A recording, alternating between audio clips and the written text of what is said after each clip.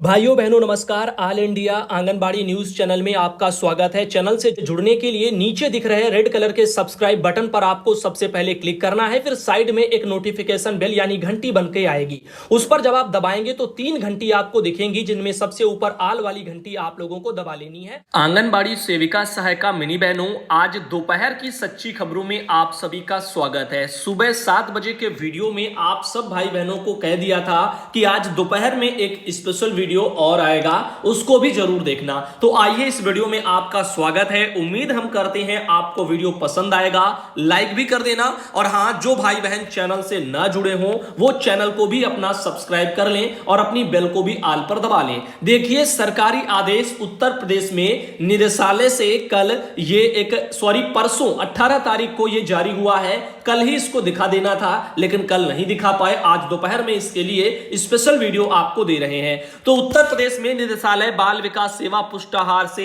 एक ये लेटर सभी जिला कार्यक्रम अधिकारियों को भेजा गया है और कहा गया है सभी डीपीओ को कि आंगनबाड़ी केंद्रों पर 3 से 6 वर्ष तक के जो बच्चे हैं उनका पंजीकरण और उनकी उपस्थिति ये सुनिश्चित कराई जाए, इसके बारे में ये आदेश आया है। तो उम्मीद करते हैं उत्तर प्रदेश की सभी आंगनबाड़ी बहनें इसको ध्यानपूर्वक सुनेंगी और समझेंगी कि इस आदेश में जो डॉक्टर सारिका मोहन जी हैं, आपकी निदेशक, उनके द्वारा ये जारी है। और उन्होंने क्या कहा है, वो क्या कहना चाहती हैं, खास तौर पर 3 से 6 वर्ष के बच्चों के पंजीकरण यानी उनके एडमिशन बोल सकती हो आप, और साथ ही उनकी उपस्थिति को लेकर के कि वो बच्चे कितने आते हैं कि नहीं आते हैं, इस बारे में। अब लिखा है इसमें कि आप अवगत हैं कि उत्तर प्रदेश में आंगनबाड़ी केंद्रों पर 3 से 6 वर्ष के जो बच्चे हैं उनको अन्य विभागीय योजनाओं के साथ साथ ईसीसीई के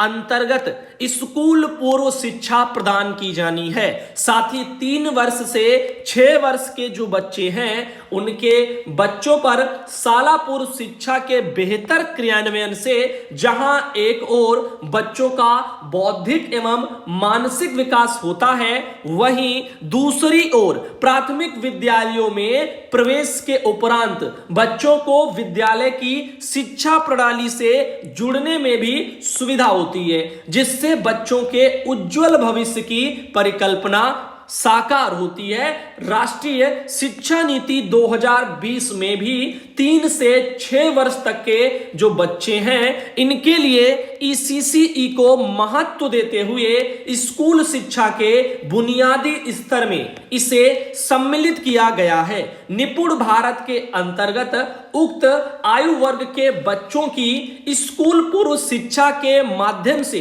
प्राथमिक विद्यालय में शिक्षा प्राप्त करने हेतु समग्र रूप से तैयारी पर बल दिया गया है। तो ये लेटर आपके बच्चों के प्री प्राइमरी के पठन पाठन, उनके एडमिशन, उनकी उपस्थिति से जुड़ा हुआ है। साथ ही जब प्री प्राइमरी में बच्चा पढ़ेगा उसके बाद में कैसे उसको प्राथमिक विद्यालय में फिर वहीं से भेज दिया जाएगा, जिससे उसके आगे की पढ़ाई सुचारू रूप से चलती रहे। ज्यादातर क्या होता है, आंगनबाड़ी में आने वाले बच्चे आंगनबाड़ी तक ही सीमित करके रह जाते हैं। बहुत सारे माँ बाप जो गरीब हैं वो उनको जो कम पढ़े लिखे आगे नहीं पढ़ा पाते या उनके पास आर्थिक तंगी होती है तो आगे भेज ही नहीं पाते और उनको काम धंधे में वहीं पर लगा देते हैं रोजी रोटी कमाने के लिए। जबकि जो है बच्चों को बुनियादी शिक्षा जो है वो हक बच्चे का यानी है और वो उसको मिलनी चाहिए, हर माँ बाप को वो देनी चाहिए। सरकार ने फ्री बुनियादी शिक्षा एक तरह से पूरी तरीके से नीचे से रखी है, कम से कम वहां तक तो बच्चे को पढ़ ही लेना चाहिए। अब देखिए यहां पर, चूंकि गत वर्षों में कोविड महामारी के दौरान अधिकतम समय आंगनबाड़ी केंद्र बंद रहे थे, वर्तमान में आंगनबाड़ी केंद्रों का सुचारू रूप से जो संचालन है वो प्रारंभ हो गया है। ऐसे में आंगनबाड़ी केंद्रों के क्षेत्र में आने वाले समस्त 3 वर्ष से 6 वर्ष के जो बच्चे हैं इनको चिन्हित करो और आंगनबाड़ी केंद्रों में इनका पंजीकरण कराओ, यानी इनका एडमिशन कराओ आंगनबाड़ी केंद्र में, तथा इन बच्चों की आंगनबाड़ी केंद्रों पर उपस्थिति भी सुनिश्चित कराओ। यानी वो बच्चे ऐसा नहीं एडमिशन हो गया पोषाहार में दलिया तेल और जो है यहां पर दाल, बस यही आ रहे हैं, ले रहे हैं, खा रहे हैं और घर जा रहे हैं, आंगनबाड़ी केंद्र झांकने भी नहीं आ रहे हैं। तो इसके बारे में भी सोचो, वो केंद्र पर आए, वो उनकी उपस्थिति के बारे में भी सोचो।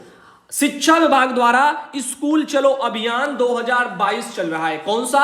शिक्षा विभाग के द्वारा स्कूल चलो अभियान 2022, जो दिनांक 4/4/2022 से यानी इसी महीने 4 तारीख से स्टार्ट हो चुका है। उसके संबंध में विस्तृत दिशा निर्देश निर्गत किए गए हैं, जिसकी छाया प्रति भी संलग्न है। साथ ही इनका कहना है कि 3 से 6 वर्ष के जो बच्चे ऐसे हैं जो पूर्व से आंगनबाड़ी केंद्र पर पंजीकृत हैं, किंतु वे आंगनबाड़ी केंद्र पर नहीं आ रहे हैं, इन बच्चों के अभिभावकों से आंगनबाड़ी कार्यकर्तियों द्वारा व्यक्तिगत संपर्क करते हुए तथा क्षेत्र के जनप्रतिनिधियों के हस्तक्षेप से अभिभावकों को बच्चों को आंगनबाड़ी केंद्र भेजने के लिए प्रोत्साहित किया जाए। इनका कहना है जो बच्चे आंगनबाड़ी केंद्र में 3 से 6 वर्ष वाले पंजीकृत हैं और वो आंगनबाड़ी केंद्र पर नहीं आते हैं, तो ऐसे में आंगनबाड़ी बहनों को चाहिए कि अपने क्षेत्र के उनके जो लाभार्थी जो नहीं आ रहे उनके माँ बाप से जाकर के मिले और खुद भी मिले, और आपके जनप्रतिनिधि जैसे कि आपके प्रधान हो गए, आपके मान लीजिए और कोई आगे वहां पर, अब विधायक तो आएंगे नहीं एक एक बच्चे को समझाने के लिए, तो छोटे मोटे जो भी जनप्रतिनिधि हैं उन सबको ले जाओ और उनके अभिभावकों को समझाओ ताकि वो केंद्र पर भेजें। आगे लिखा है यह भी सुनिश्चित किया जाए कि आंगनबाड़ी केंद्र में पंजीकृत ऐसे बच्चे जिनकी आयु 6 वर्ष पूर्ण हो चुकी है, उनका प्राथमिक विद्यालय में नामांकन अवश्य हो। अतः आपको निर्देशित किया जाता है कि उक्त निर्देशों का कड़ाई से अनुपालन करते हुए शिक्षा विभाग को यथापेक्षित सहयोग प्रदान करना सुनिश्चित करें।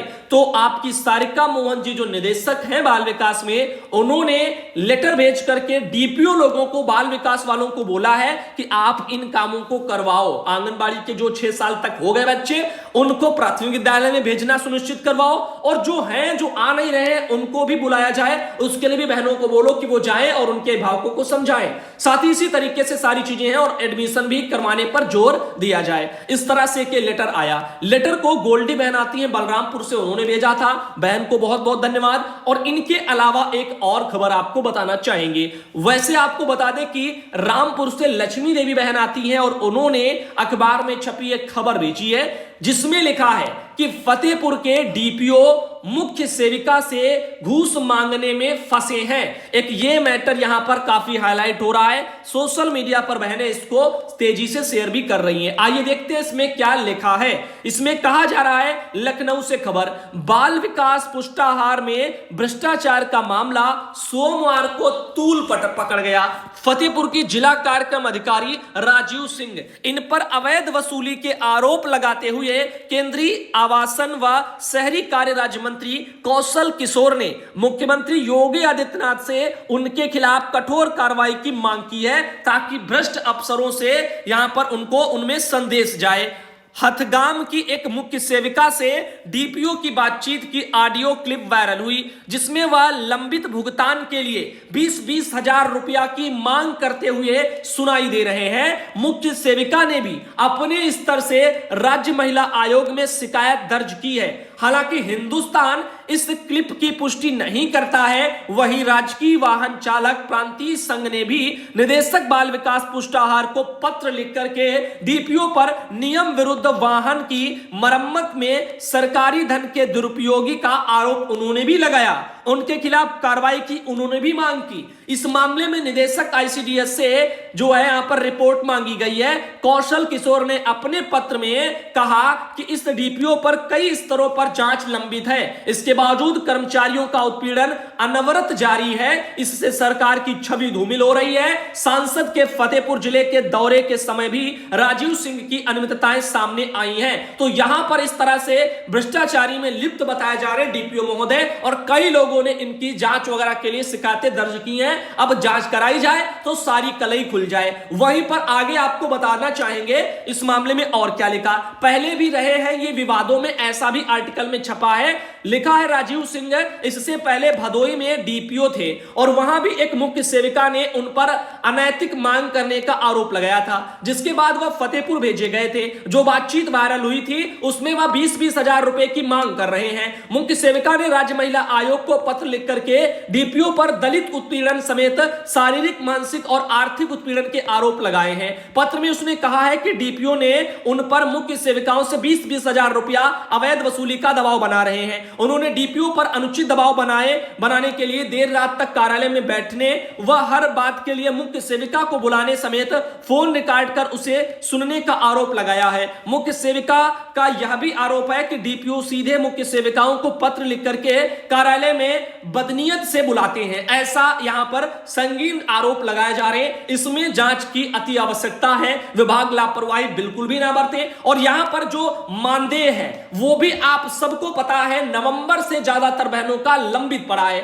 अब जिन बहनों का लंबित पड़ा है, अब उनसे पैसों की मांग अगर की जा रही है तो गलत है। अगर नहीं भी की जा रही है तो नवंबर से पैसा अभी तक लंबित क्यों है? ये जो भी जहां के भी डीपीओ हो, मैं स्पेशल इनके लिए नहीं कह रहा, हर किसी जिले के लिए कह रहा, तो वहां पर सबका पैसा क्यों नहीं भेजा जा रहा है? क्यों इस तरह से लापरवाही को अंजाम दिया जा रहा है? ताकि आने वाले वक्त में भ्रष्टाचारी को ये लोग अंजाम दे पाए, जो भी XYZ जहां पर भी भ्रष्ट होंगे अगर, तो इस तरह से ये मैटर सामने आ रहा है। तो सोचिए और समझिए, बहनों का पैसा नहीं आ रहा है और इधर 20-20 हजार रुपया जिनका लंबित पड़ा है उनसे वसूलने की भी बातें हो रही हैं। अब 5,000 पाने वाली कार्यकर्ती जो 20,000 की घूस देगी, वो आप सोचिएगा 4 महीने की घूस तो उसकी इसी में चली जाएगी। और वो दे तो फिर क्यों दे? उसने मेहनत की है तो अपने लंबित भुगतान के लिए उसको घूस क्यों देनी पड़े? ये भी तो एक मैटर है। तो यहां पर इस बारे में संज्ञान लिया जाए और आगे यूनियनों को भी, जो भी रामपुर वगैरह से अगर आते हैं तो उनको भी यहां पर मैटर को आगे हाईलाइट करना चाहिए और बहनों के न्याय दिलाने में आपको भी आगे आना चाहिए। तो उम्मीद करते हैं आज दोपहर का वीडियो आप सबको पसंद आए।